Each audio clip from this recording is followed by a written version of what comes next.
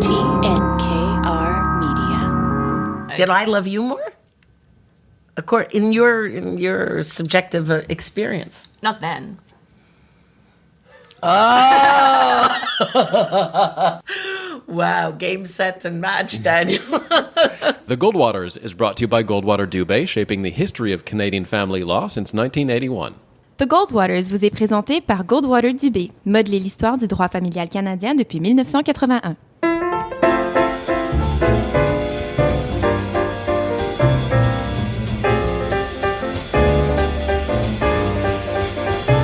It's the Goldwaters. I'm your moderator, Dan Delmar, and I'm here with Dr. Samantha. How are you, Dr. Sam?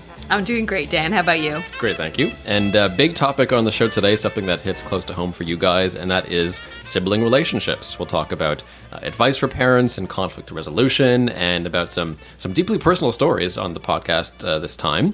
Now, let's talk about how the podcast started, because it's I've known you guys for many years now, and you guys invited me over for Shabbat dinner one night, and I thought the dynamic between everyone was so interesting. Your mom is someone who really encouraged reading and debate and sort of intellectual development at the dinner table all the time, and I thought, what a great way what a great thing to make into a podcast. Was this a staple of your childhood, the fact that your mother really encouraged you guys to sort of get into it, to discuss and even debate?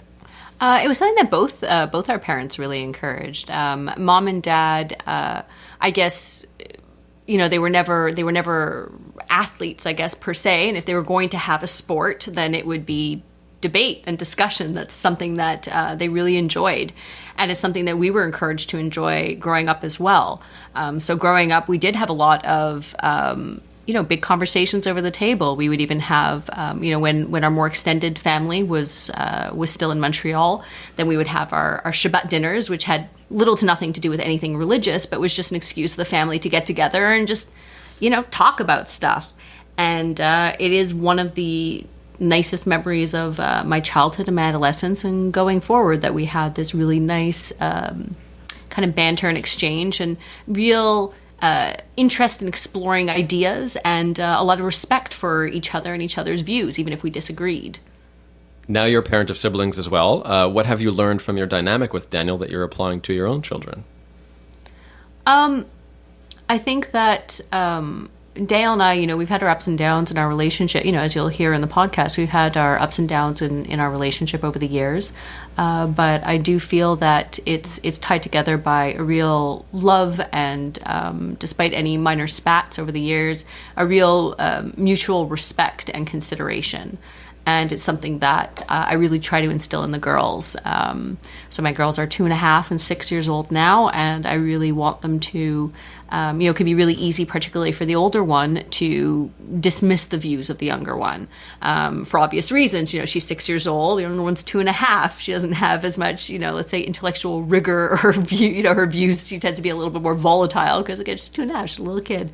But I really encourage them to really to respect what the other person's saying, to listen and to try to collaborate and to show a lot of mutual consideration.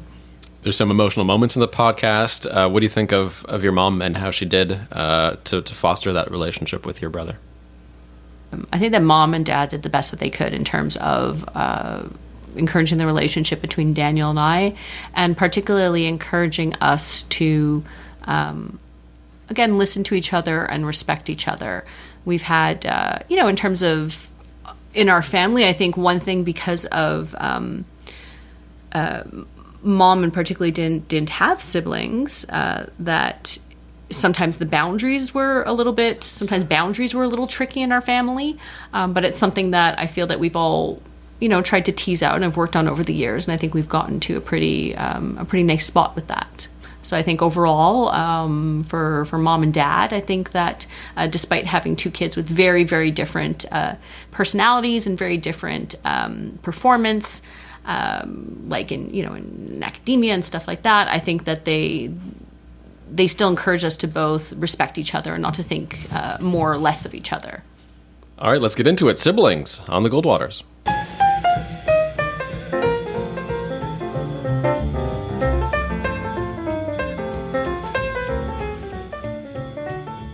What's the earliest memory you have of really disliking me? I mean, my earliest memory, and this was a consistent thing over years, was that you always forbid me to go into your room. And you would close the door, and heaven forfend I go in there at all.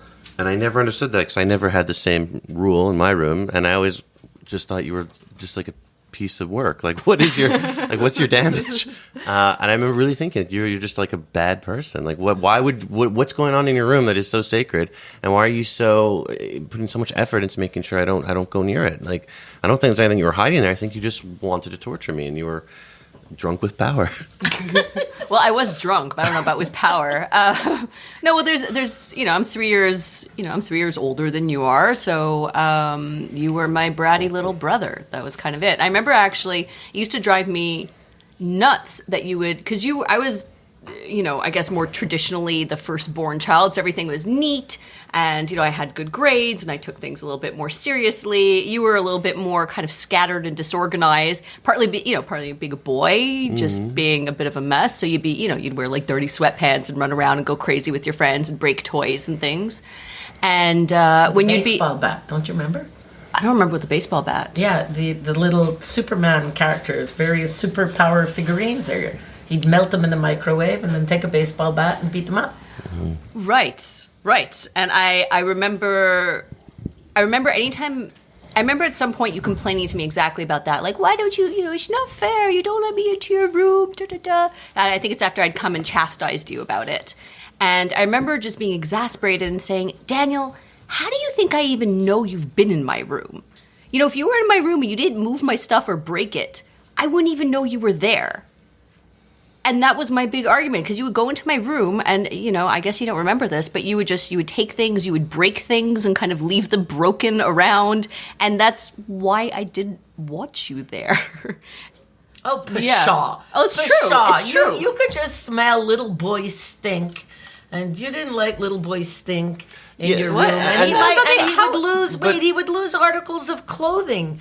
I mean, there's a child who could lose his winter boots in the middle of the winter with 2 feet of snow outside at school, and I'd have to go to school and bring a pair of boots. Well, but he would lose his gym shorts during gym. Yes, but you're making my point, which is why I didn't want him touching my stuff in my room. Like, I loved you. We had a very love-hate relationship. But you would mess up my stuff and you would break it, and I didn't like that. The problem with that, though, is that you would still forbid me in there when you were there, right? So when you were even there to supervise. Just admit, I mean, that's a fair enough reason, one reason of many, but the real reason is that you're an ice queen. Like, I thought that at the time. I was like, she's just an icy lady. Like, what's, like at the end of the day, oh, heaven forfend, I mucked up your... No, wait a minute. This is a child, you must recollect, Daniel. I was the adult in the house, and she had a lock on her bedroom door at about the age of 5. I wasn't allowed in her room. Right, so you're making my point. Well, but you... Okay, yeah, I could be a little bit rigid, and even in the room with you there, I didn't want you, like, mucking up my stuff. And I think part of it, I didn't really understand you. And that was the bottom line. I didn't really understand you. Like, you were the little brother. You, like, made a mess. You, like, broke stuff. If we'd get, I remember at some point, I had this vivid memory of Mom and Dad buying us a pack of Bubblicious bubble gum. Mm-hmm. And it was, like, watermelon flavored or something. And so I, took my time. I had one piece. I chewed it. I enjoyed it. I, blew some bubbles. And that was it. And I saved the rest for later. And you took all 6 pieces and you put them all in your mouth all at once. And you couldn't even close your mouth. It was disgusting. There was like pink, like gobbing out in the front of your mouth. And then of course, 5 minutes later, you spat it out. You could hardly breathe with all this stuff in your mouth. And then maybe 10 minutes later, you're coming over, show me your Bubblicious bubble gum. And it was I was just exasperated. There was so much heavy, obnoxious girl sighing. It was just, ugh. Like, if you just did eat all your stuff at once, then we wouldn't have this problem. Then you wouldn't have to come take my stuff. I have a very important question, though. What? Since you actually have a memory of Dad and me together, did Dad and I at least exhort you to share the gum with your little brother? Yeah, you did. It drove me nuts. Oh. It drove me nuts because I didn't see it. Any parent out there in the world, listen, this word will be very, very familiar to you if you have more than one child. Listen. It's not fair. that was the cry throughout. It was why, if I eat one chocolate a day out of my advent calendar and Daniel eats every one all at once, why do I have to now share my advent calendar chocolate with him? Or if I eat like one piece of Bubblicious and I save the rest and he eats all of it, then why do I need to share with him? And it used to drive me mental. I was such a bad mother. Was the advent calendar for your Jewish children? You knew exactly what I was going to say. I sped through it because I was eager for salvation through Jesus. Whereas my sister is happy being earthbound. You know, there's a lot of literature, a lot of research out there that I've read a bit about that. Firstborns tend to be leaders and tend to be very influential on their younger siblings, right? And so, is there anything that you can think of that you feel as though you influenced me in terms of like behavior that I sort of mimicked or that I was inspired by, because that would fit the pattern? I think that's the impression I have, and as you're bringing it up now, is that I feel like through most of our development, I was more the brakes on you. Or that I was more the one who mitigated some of the consequences that you would receive. Like, I was still the parentified child. I was still more the little adult. And so if there was an issue in terms of you having difficulties, or, you know, particularly in early adolescence and later, then, you know, parents would come, you know, mom and dad would talk to me.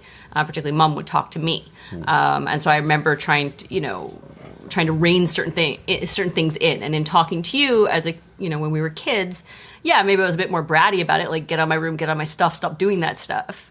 And as we got older and our relationship, I think, simmered down a bit. And we got, it was less, our relationship was less bipolar and a little bit more, even keel. I feel like a lot of times in our discussions, you tended to skew more extreme in terms of your views, in terms of the way you'd present things, and I was always more measured.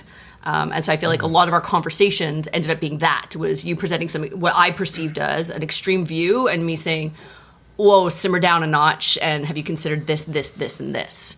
And is that your perception? Like, I'm not sure how effective it was growing up or now, but that's kind of where... No, that's a fair portrayal. I mean, I was thinking more in the question in terms of behavior again that I mimicked, or that I found inspiring. I know in adolescence, when I was going through my Michigas, which craziness. Yes, Jew talk Yiddish for craziness. I remember that in my cohort we had several of us had younger siblings that were 2 grades down in your grade.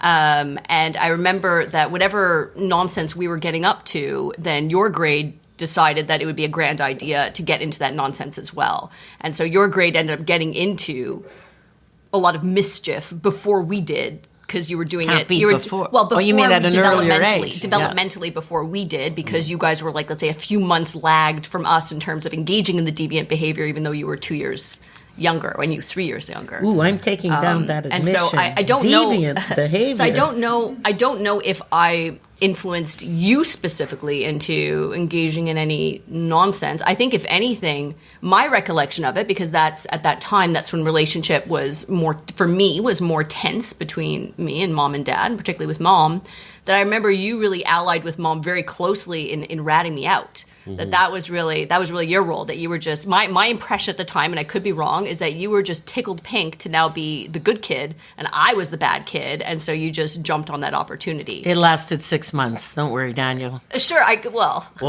be wrong. Like, I just remember that was my impression at the time. My impression was more just that it was, I mean, I don't know if we've unpacked this enough for listeners to really to follow. I guess all you're referring to is that in your adolescence at one point you had a rebellious period, right? Is that what we're talking about? Yeah. Because it hasn't been explained to anybody. Well, I think, yeah. And there was a rift between you and mom, and you were acting out as teenagers do, right? So, right. But to me, during that period of time, my impression was just that there was such an about face, such a change, like a dramatic change in you, right? Because you went from this sort of stereotypically studious kind of introverted child. Yeah, it was like the Lisa Simpson in the family, and you were the Bart Simpson. Yeah, and then all of a sudden you're recast as some sort of it's like the Darlene. Yeah, Yeah. Oh, yeah. I don't know. At the time, that was so you. Yeah, with a bit of sort of gothy type, whatever was in at that point to be consider yourself rebellious. And I found it. I just found it kind of outrageous at the time. I was like, what? I found it such a put on. I'm like, why is she? What a dramatic change in a person's demeanor. And I found it to be. Well, that's funny. See, it's so strange. I've been listening to you speak for a while, and I have such a different perception. I think my perception is you started to become depressed as a preteen, not long before this period. This period is very specific. It's when you were 14, the year of 14, let's say. And the worst of it was about 6 months. So he would have been 11 because you have a birthday in the same month. And that was the one thing. What cured you in one fell swoop was not all the parental intervention in the world or therapy or counseling or anything. One thing cured you is when report cards came out and he had better marks than you. That better marks than me? Yeah. When? That June. I remember that the worst my grades ever went, and even in that period, was an average of 80. Yeah, well, he had done better than you. Don't worry, it didn't last. It didn't one last. semester, I think I had an 82. Yeah, one semester, that was it. And the day you saw that, bang, it was really so over. I have zero recollection of that. That was such a blow to your ego or something. It was like, what? I wouldn't do as well as numbnuts, my little brother. I don't know how you phrased it. That's how I sort of perceived it. That's not at all my narrative. Yeah. Yeah, well, as I saw it from the outside, living in the same house, clearly as clueless as any other parent of a teenager is. And I saw you as being in the rebellious phase, in fact, that you're most depressed. I think when you got past that, and, there was that 6 month period you were calling me Anne France. You were calling me by my name, which actually... I was speaking to you at that time? Vaguely, a little bit, yeah. A little bit, right? And it was, at the time, I remember, very wounding, very hard to take. And I knew I had no choice as a parent but to shut up and take it like a man or whatever we say. Take it like a parent.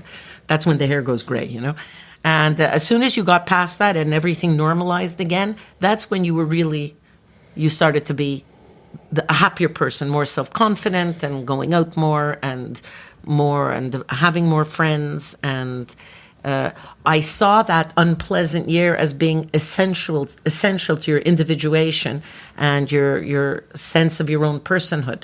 So, which is why once it passed, maybe not when it was happening, but once it passed, I thought it was a great and necessary phase, terrible as it was to live through as a parent, right? But I didn't really perceive you, Daniel, as being that hostile to it. I think you really enjoyed having the reputation as the better child during that period. Like was it that for you, or was it just that you were like, what the heck is going on with my sister? Like, is she okay? Or like, were you mad? Or No, like, I honestly remember being, more closer to mad. I didn't see myself as being the better child, took some glee. That wasn't my conscious thought in any of it. Really, it was just that you were... that you had done this about face. You completely changed your presentation, and I thought that already was just suspect and kind of silly. And it was with the intention to wound and to hurt. Like, family was how I perceived it. So yes, I did have hostility towards it. Mind you, that period in your life is what I think actually what brought us a lot closer. It was after that period when things started to normalize, and I think that we were able to have much more sort of heart-to-heart conversations and be more bonded. Prior to that, my older sister, my older kind of, with all the things that meant, it wasn't particularly close to you. It was just us kind of fighting each other over resources or whatever. Yeah, over scarce resources. Right.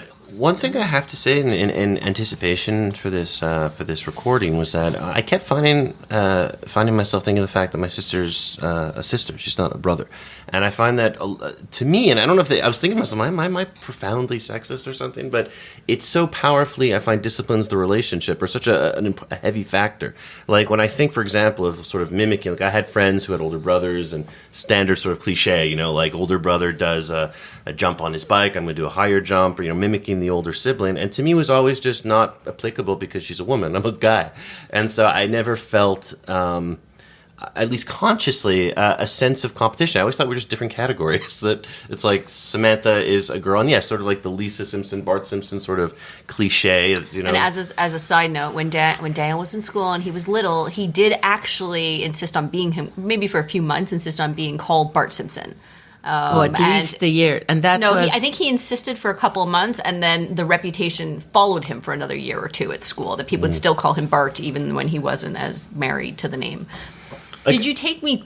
Like I saw you as like my sibling, as my sister, in terms of in terms of any dynamic that was produced from that. It was mostly, you shutting me out of your room, or you just shutting me out of things, like exercising older sibling power, and otherwise, there were a few things we can get along with. I remember when we were kids, one of the best moments of our lives when we played Street Fighter together. Yeah, it was fun. And you were into playing Street Fighter with me, and it just kind of lasted for a few weeks. And I was it lasted longer than that. For me, it was once video games got 3D. And there was like that's when I was like, no, too many buttons. Like I'm not into it. I don't want to have to learn things. I want to just pick up and do. Yeah, it was just. Yeah. So that's the thing. Like that's what's it's hard to think about sibling dynamics, whether it's rivalry or whether it's harmony, because I just the first thing I think of is the fact that I'm a boy. Well, then let me ask you about that, because while you're getting to gender differences, I guess in this is I remember when you became taller than I was. Mm-hmm. I remember that. That's one phase that I remember a lot when we were teenagers, and for our whole lives, I was 3 years older, so you always went to my lips. That's where the top of your head went. Mm. And then I remember when you got taller than me, and you just became, I don't know, you became antagonistic. Like, in my perception, you would come over, you'd kiss me on the forehead, but it wasn't a sign of endearment. It was just this sort of kiss on the forehead that you kind of give me this look like, that's right, I'm bigger than you. And I remember this culminating in, I was getting ready in the bathroom or something like that, and I was doing my makeup or whatever it was, and you came in, you said you needed the facilities, and I said, okay, well, just give me 2 minutes, I'm almost done. And you just pulled big boy rank, and that was essentially it. You're like, no, get out, go to another bathroom. I'm like, no, I'm not going to. And then you pulled out the Joker of the deck, and you just dropped trowel and started. You were like, fine, I'm gonna do this. And I remember I was maybe 16 or 17. I remember just like leaving the bathroom, like screaming, like Mom, and being really really upset about that. Did you? That was a major turning point. Yeah, there was sort of the before time and the after time. There was the before time when Samantha was larger than me, and so ultimately I had to give up. And then there was the after when I was larger, and it was just like whatever really you say or do is not as consequential. It's like you don't have any veto power anymore. Did you feel that like mom or dad they somehow policed us? Like how did you feel like that they regulated our relationship? My impression is that they were mostly laissez-faire about it. Yeah, they were. No, I don't think they were particularly that they policed us in particular. And again, if anything, and this is just my perception, which might be completely wrong, was that I always felt they kind of sided with me. It's like they're like, yeah, well, your sister is possessive and is obsessed with boundaries, and she's a little anal retentive. And what do you think we were saying to her? Well, then, as we got older, then how do you feel like our relationship has changed? Well, I mean, we're generally more mature and insightful and better behaved, I suppose. I still don't like it when you go in my room. Right. It's true. It is true, actually. It is true. Yeah.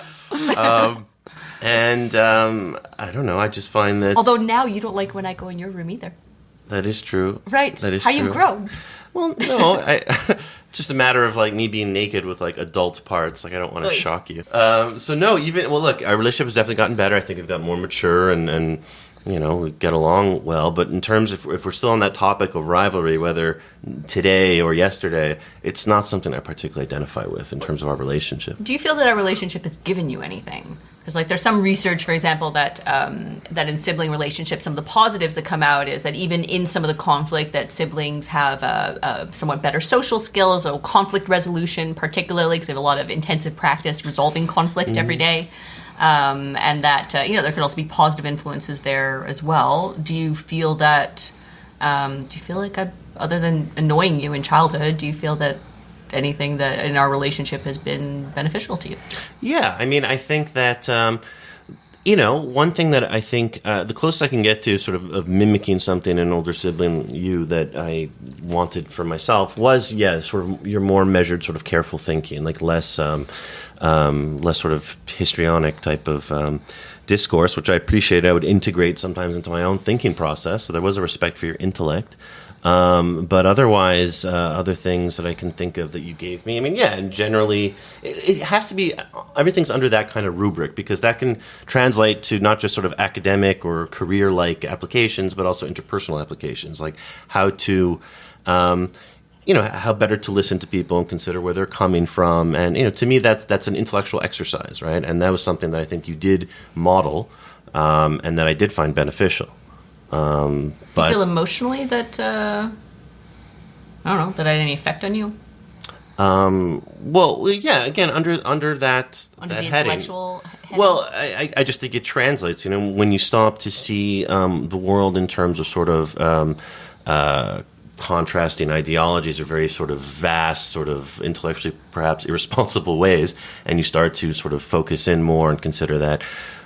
What someone presents might not actually be what they believe, but it might be sort of another dynamic. There might be something the way we treat our thoughts and our ideas has a bearing on how we treat people around us, right? It's like I found myself just becoming more accepting and gentle and considerate of other people's thoughts and behaviors. So it straddles different fields, emotional and intellectual. Yeah, do you feel that either of you, as you were growing up, had to curry my favor, mine or Chaim's? No. Wow.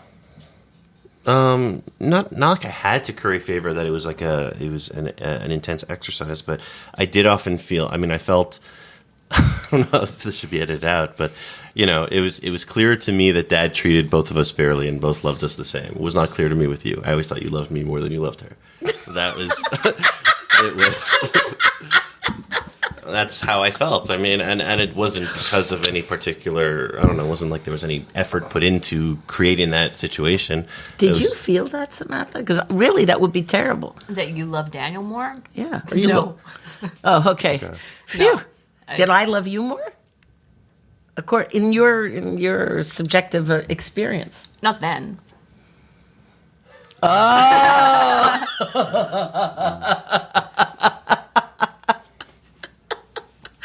Wow, game, set, and match, Daniel. But why would you have believed I loved you more than Samantha? I think you said so at a certain occasion. I said. At least to me. Yeah. And I just thought that... Look, you're more. I just thought that our temperament was a bit more similar. Again, our personalities, our temperaments have changed over time, but that you're a bit more bombastic and impulsive, and so are you. Yeah, right. Just with the portrait we're painting. Anybody who listened into this conversation, what would there's unanimous opinion here that I was impulsive and kind of scattered as a child. Well, you wore your emotions on your sleeve. Mm-hmm. I was much more guarded and much more measured. And I think that if anything, and I saw it the same way that I see it, is that you were temperamentally very, very much like Mom, and I temperamentally was and am very, very much like Dad. So no, like Bubby.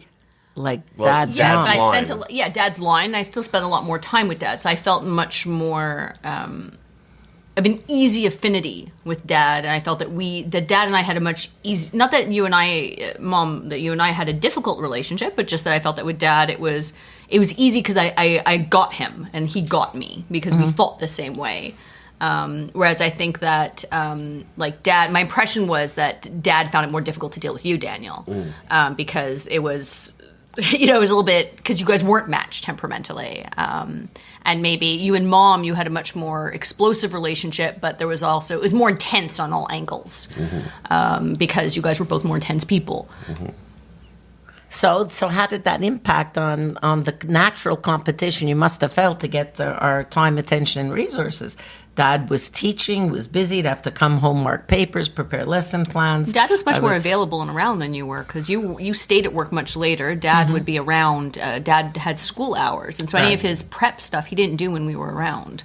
So we usually saw him, even after you guys split, we saw him after school until dinner, and then he would go home and he would do his stuff. and I stayed out of the way at that time. You're talking the period. Well, yeah, you were at work.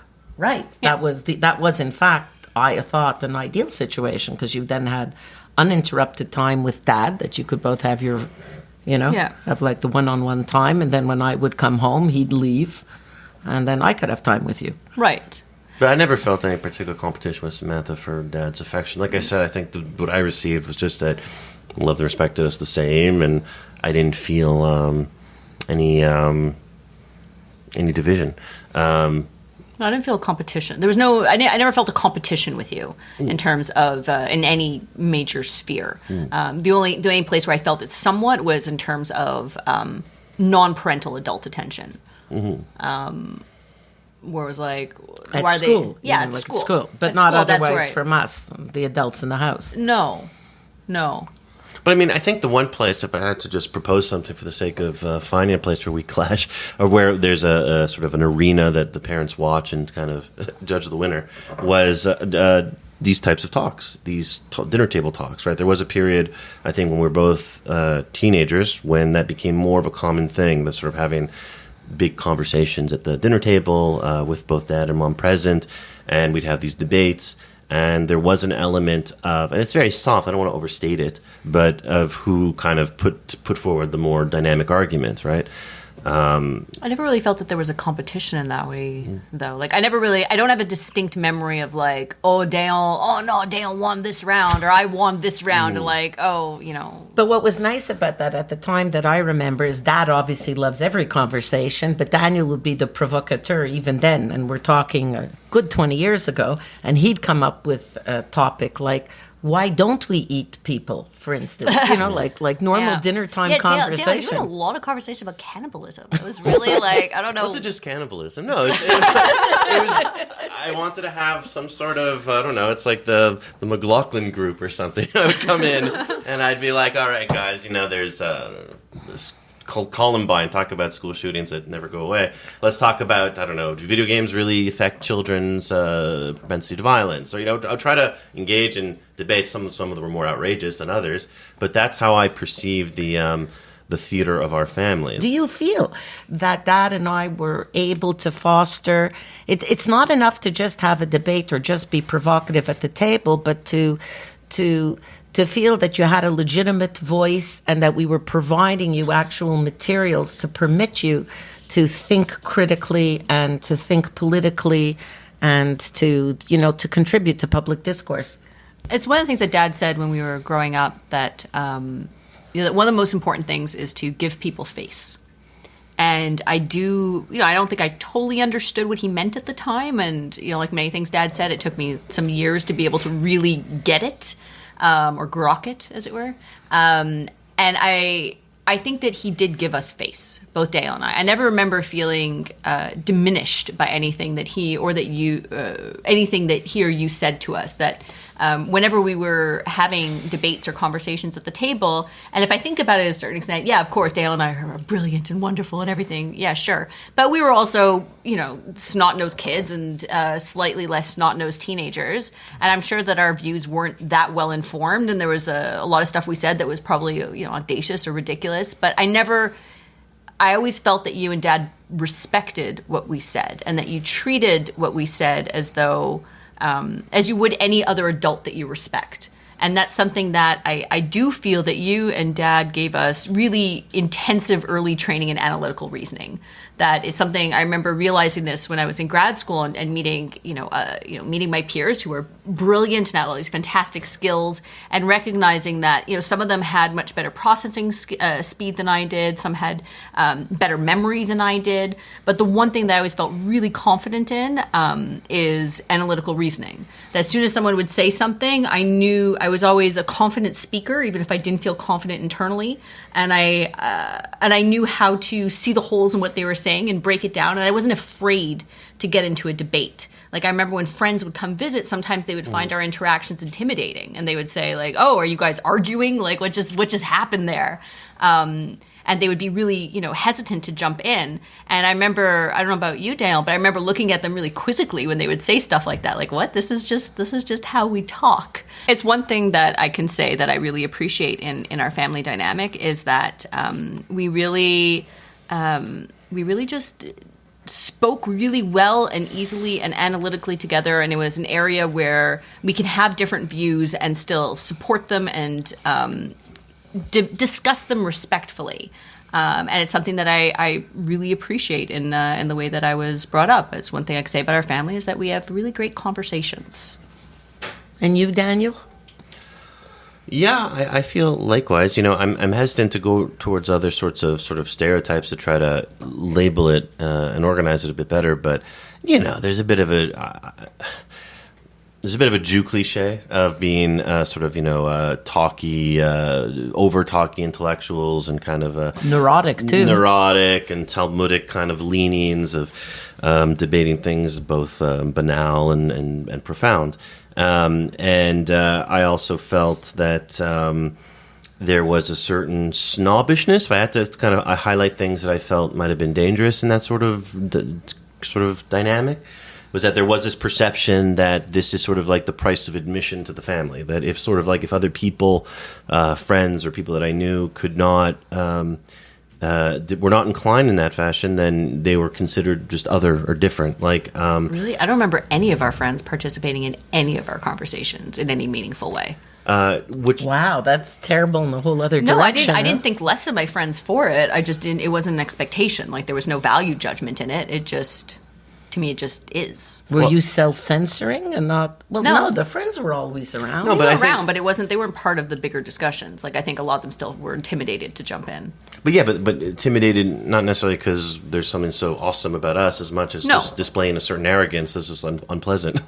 I found that growing older, I've realized that every single girlfriend or friend or boyfriend, person I've ever known, secretly thinks I'm an arrogant piece of work, and this is one of the most unpleasant things about me. I've come to understand. And I think that's just you. That's just me. No, I mean it's been said. I remember. Yeah. Although I agree with you, many of the conversations that we can have and have had at the dinner table en famille, the three of us, and with Dad in particular, when we've had political conversations about history, conversations about science, may go above and beyond the ken of a lot of people, but it doesn't in any way change their worth or how much we love or appreciate people who don't have that particular skill any more than if a friend would come over and play the piano. Just because we can't play the piano at his level doesn't make us inferior to him or unable to have loving, amicable relationship. But hang on a sec. I really don't believe that there was anything in the way that we debated and conversed with each other that expressed an arrogance between us, that we're having these debates on this level because we're better and more awesome than anybody else.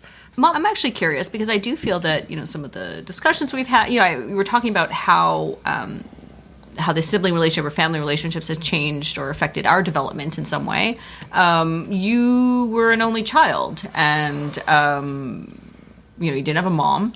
And I just wonder, in terms of being an only child, did you ever have a memory of missing having siblings or wishing you had siblings, or how did that work for you growing up?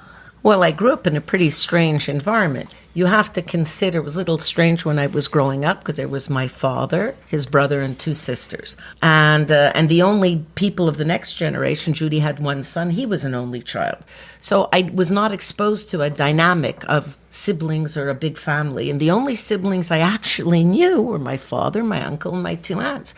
And they had a terrible, terrible relationship all their lives because my grandmother was a foul and evil witch who encouraged them to fight with each other, to play off each other, to make alliances with one against the other.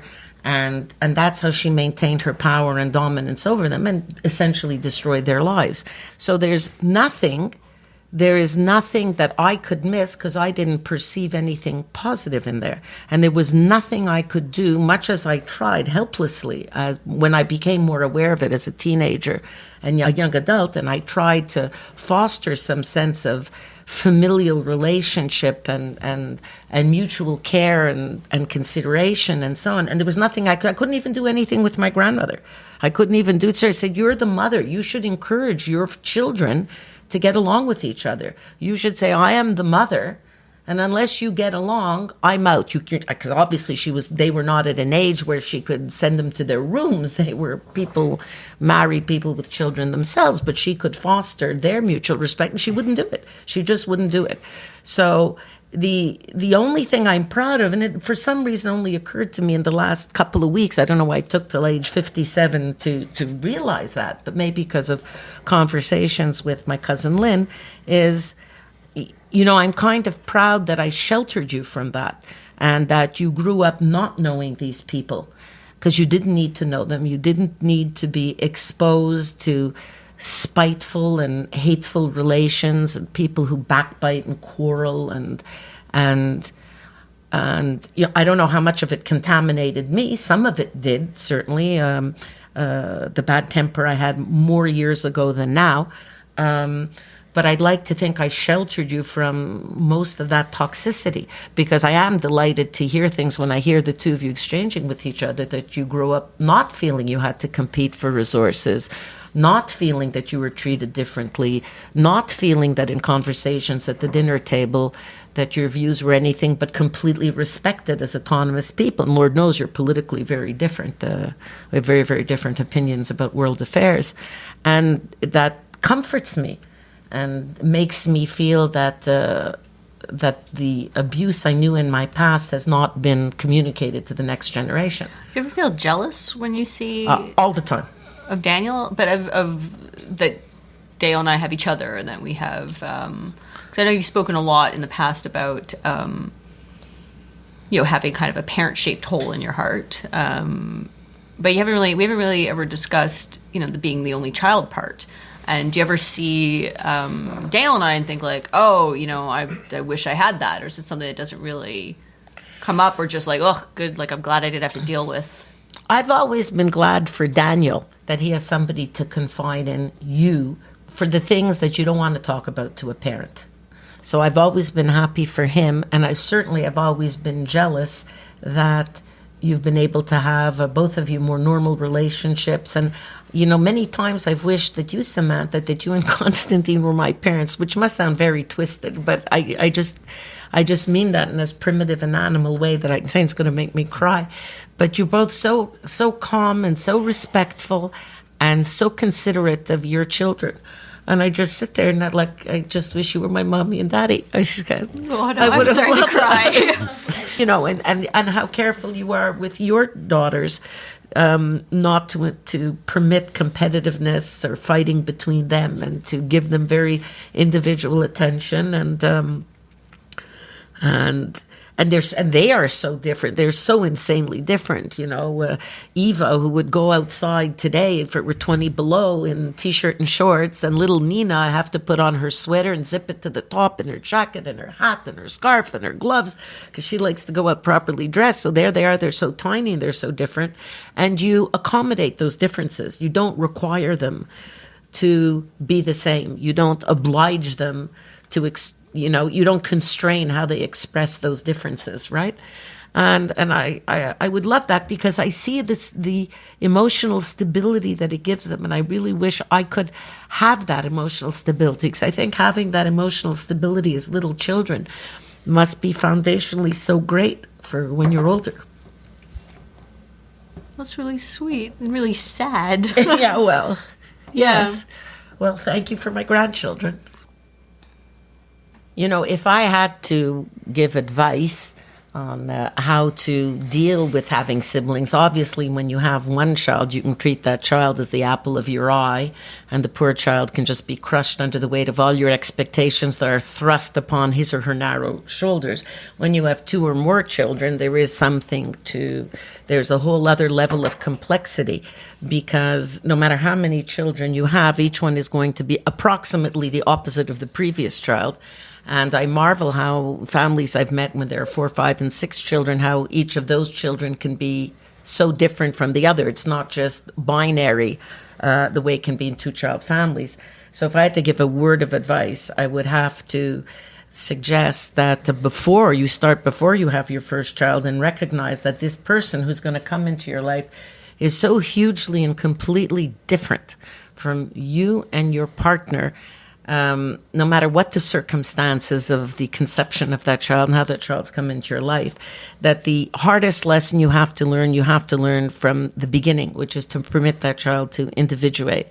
And don't compare siblings to each other. That's a hard lesson, too, to learn, because when you get mad at the one, you'll say to the other, well, why don't you take your bath on time like your brother? You must never do that. Never encourage that competitiveness.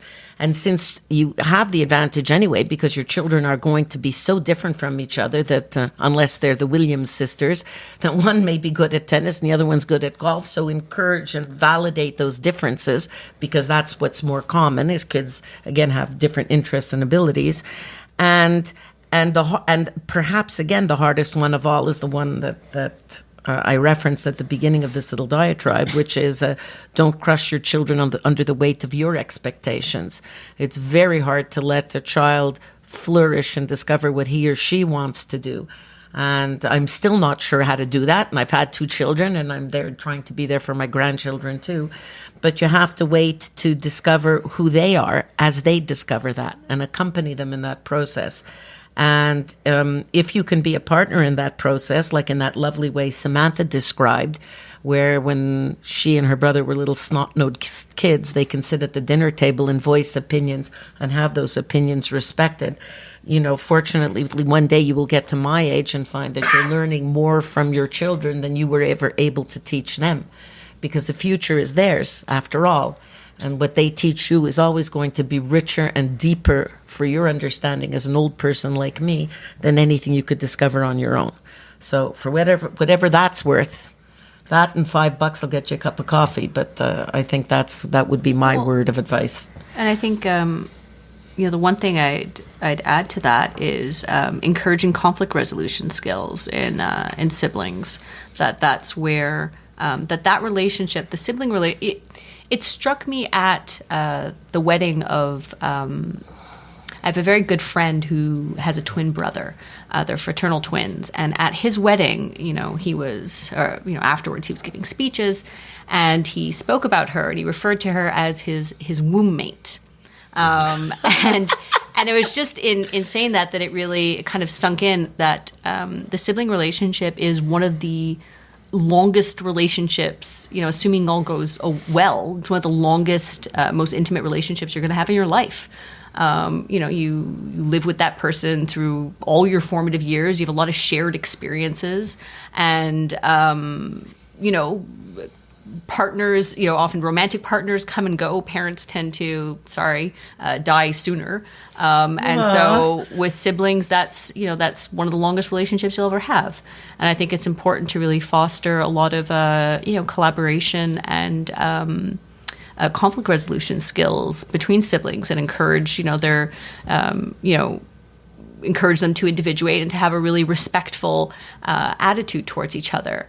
And to touch back on what you were saying, Mom, in terms of respecting each child's unique personalities and trying to bring that out.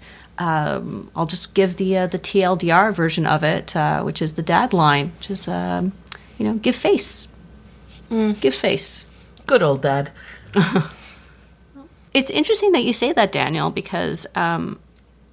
It's something that I've noticed too, that along with, in terms of our relationship, that I don't feel I've been as available emotionally or otherwise to you as I was before the kids. And we don't hang out as much. We definitely don't hang out as much as the two of us. Mm-hmm.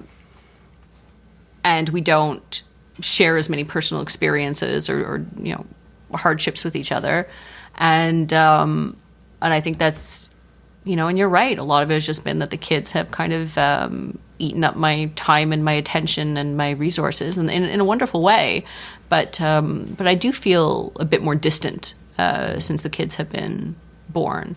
And if I think on a more basic level in terms of how I raise the kids and how our relationship has affected how I raise the kids, it's hard to draw any direct parallels. I think I still see my relationship with you as having been and being overall positive and intimate, and I hope for the girls that what I try to encourage in the girls is that they have that they can be there for each other, that they can have a relationship with each other that's independent of Constantine and I, and that they could figure things out for each other, and that they can be attentive to, it's one thing that I try with both of the girls is to have them both be attentive to each other's emotional states, and to be able to respond empathically and reasonably to that.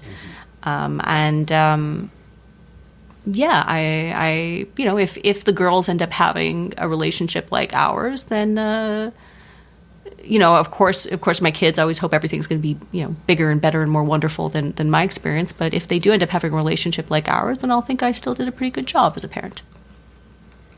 Yeah, they won't be playing Street Fighter 2. They'll be playing Street Fighter VR or something. I think they were playing Angry Birds before. Does that count? Right.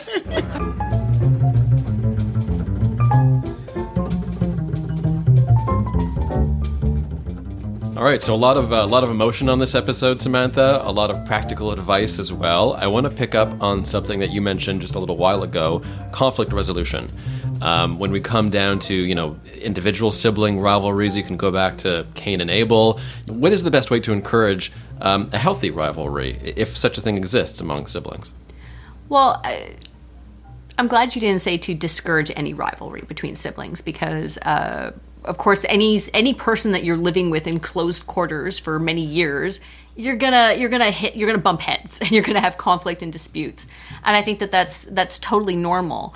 So I think from a parent perspective, I think on the one hand, it's important to recognize that your kids will fight, that they're gonna argue, and that's normal, and that's part of having kids. Now, within reason, of course, if the kids are getting, and I think that on the most part for parents, it's important if it's minor disputes to give the kids a few minutes at least to kind of try to figure it out themselves, to see if they can kind of reconcile and they can come to some sort of middle ground, and intervene only when the volume is kind of escalating a little bit more, or if anything physical is involved, or intervene afterwards in terms of discussion. How do you think that went? I think what's important in encouraging any sort of conflict resolution is encouraging both sides to hear each other out, like to really listen to what the other person's trying to say. So with my girls, I really try to encourage them to be aware of each other's emotional state. So how does, asking the older one and asking the younger one, well, how does the other one feel? Why do you think she feels that way? What do you think happened? What do you think she wants right now? And encouraging them to tell each other specifically, kindly, and respectfully what they want. So my girls can say anything as long as they say it in a respectful tone. So they can say to each other that they don't like what the other one did, that they want one thing or they want the other, or the other one did something that was undesirable, but as long as they say it in a polite tone. And I think that really encourages them to kind of regulate themselves. So I won't let either of them answer each other unless they're speaking in a respectful tone, and I won't answer them unless they're speaking to me in a respectful tone. I'll just keep repeating, I don't understand that tone, or I don't, sorry, I didn't understand that. And then once it encourages them to kind of regulate themselves and keep their emotions a little bit more even keel, and then to really be able, and in that state, to be able to really listen. And there's times where there's, when it comes to conflict over, let's say, scarce resources, like they want to watch the iPad or something like that, then a lot of the line I'll use with them is, and they start arguing about whatever show it is that they're going to put on, it's, okay, well, you guys have to find something you both agree on, and if you don't, neither of you are watching. That seems to work really well to calm them down pretty quickly, and they quickly come to a compromise. So I think it's respecting that accepting there's going to be conflict, recognizing they're going to have different views, and there's nothing wrong with that, and encouraging them to be attentive to each other and respectful with each other, even if they disagree. Finally, we didn't address only children much on the program, but do you have any advice there for parents of only children? Are we missing out on something? And is there sort of some compensating that has to go on there if you don't grow up with another peer in the home? I think that, interestingly, in terms of the research, as far as I'm aware, only siblings tend to do kind of similarly to firstborn siblings. So they tend to overperform at least a bit in terms of the traditional measures of, quote, achievement.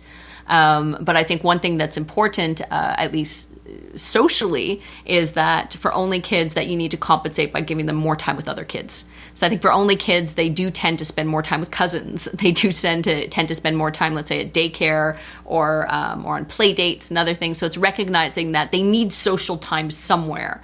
Because I think one thing that ends up, that I notice at least in my practice is when parents are coming in with only children is that we don't realize as adults how easy it is for us to accommodate kids. So when a child will say something to us, we can easily talk about only what they want to talk about, play only the games they want to play, put on only the music that they like to listen to. Because for us, what's the big deal? A sibling ain't going to put up with that nonsense. A sibling's going to fight, and a sibling's going to want their needs heard too and talk about their stuff and play their things. And so it's important to give, if you have an only child, to expose them to enough other kids that they have to resolve those conflicts between each other.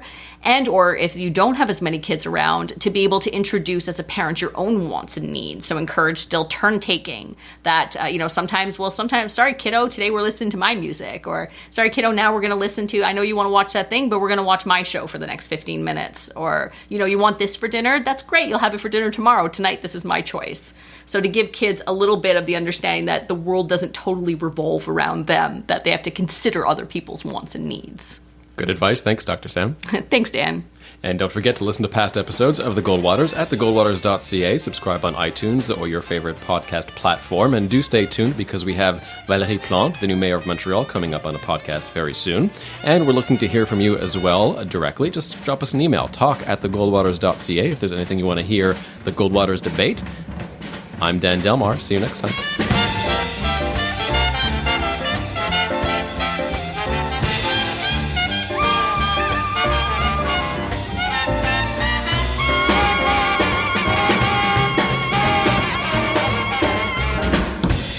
Excellent. Yay. Thank you. This has been a production of TNKR Media. Good talk.